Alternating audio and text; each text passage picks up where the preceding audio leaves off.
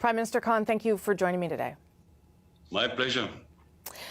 You tweeted about the killing of the 4 members of the Afzal family this week. Why did you want to speak out about it, sir?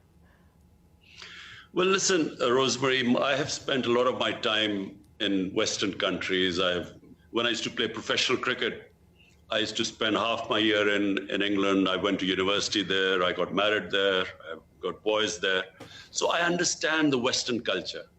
And I understand where the problems are. How come this Islamophobia is growing, and specifically after 9/11? There are 2 landmark dates from where Islamophobia has grown. One was Salman Rushdie's book in 1989, roughly. And secondly, it was after 9/11. And how did this division, the suspicion take place? After 9/11, the word Islamic terrorism, Islamic radicalism.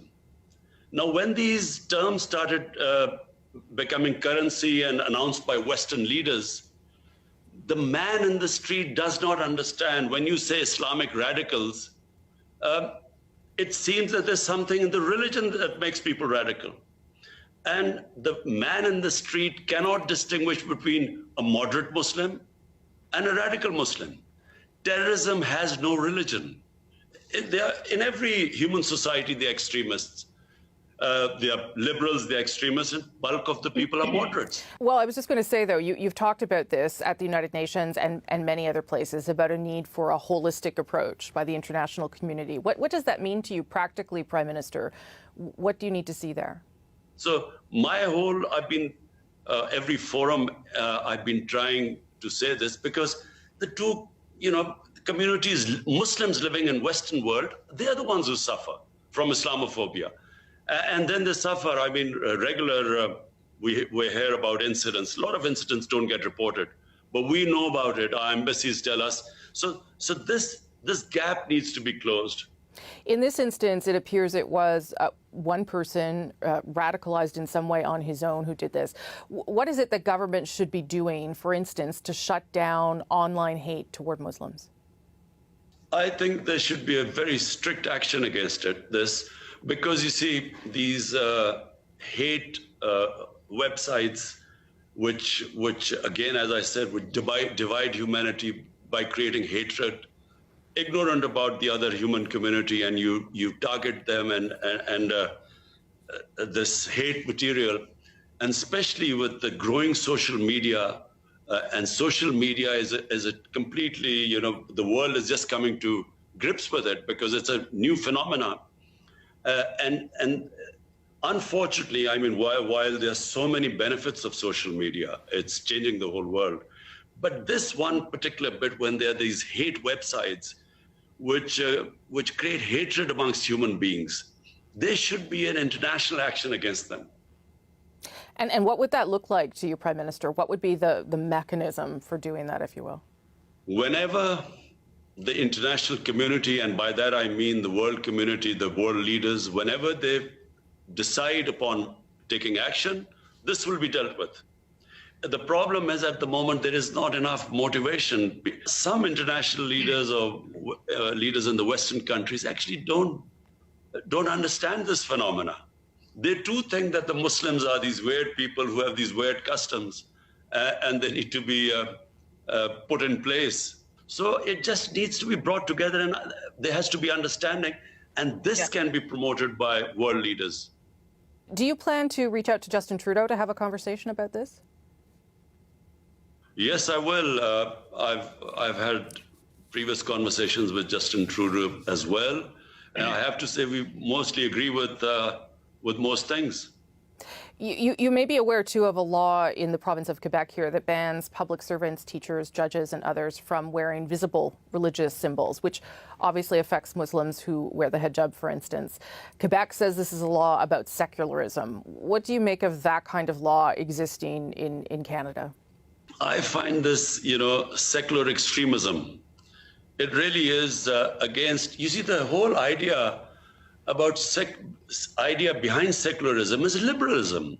You want humans to basically, be free to express the way they want to be, as long as it doesn't cause pain and hurt to other human beings. That's how I understand what liberalism is. So if someone covers their head, why has it become such a big issue? And I feel this is just a symptom. The main reason behind this becoming such a big issue is because of the way Islam is perceived. And that's why that understanding has to take place. And I also say one thing, Rosemary, that Muslim world also must, heads of Muslim states must be able to present their cases in world forums like the United Nations and the European Union, so to improve this understanding. And I actually do, people objecting to hijab or, sometimes, people with beards, although beards are now becoming very trendy, all the shorter ones. So people objecting to this is quite bizarre for me because, again, I repeat, in the liberal Western democracies, why is this such a big issue? Unless the reason behind it is that there's actually fear of the other. There's a suspicion. They actually do believe that there's something in Islam that leads to radicalism and to extremism and to terrorism. And unfortunately, I repeat again, there are certain Western leaders who believe this. Right. You are speaking about Islam writ large, of course, but as you know, it is very diverse. There are many different groups of Muslims in the world. You have previously said, sir, that you are not aware of events happening in Xinjiang province in China. Canada's parliament has said what's happening to the Muslim minority Uyghurs there is a genocide. Why do you not advocate for those Muslims as you do for Muslims elsewhere? Let me just be clear, Rosemary. Number one, Islamophobia does not affect us Muslims living in Muslim countries.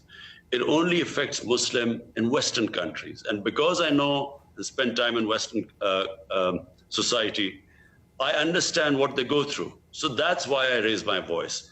Now, as for what is the situation of Muslims all over the world, just look at the situation from Libya, come to Syria, to Iraq, to Afghanistan, to Somalia. So there is a serious political problem in the Muslim world and suffering. Yeah, I understand that, Prime Minister, but you have deep economic ties with China, and it would appear that Muslims are being detained and abused in China. Does that not concern you? You see, our relationship with China is such that whatever issues we raise with China are always, behind closed doors. Because Chinese society is such, and we respect them. We have economic ties with China. China is our neighbor. They've been very good to us in our most difficult times. So we respect the fact that if we have concerns, we talk about behind closed doors. Just to end again on, Prime Minister, on what happened in Canada with the Afzal family. As you know, there's a 9-year-old boy that did survive the attack. He's in hospital. That family has many friends in the community. What would you say to their remaining family and friends after this event? I must say everyone is shocked in this country because, we saw their family picture. And so, a family being targeted like that has had a deep impact in Pakistan. We have our embassy in Canada is in touch with the other family members. We are trying to work out what we can do for them. And we will come up with some sort of a solution, a foreign office, we're all in touch and we're working out. But at the moment, we're still in a state of shock because it is, when that happens, you immediately start thinking about your own family. Yeah. And you sort of worry about everyone gone and just one boy left. We'll work out.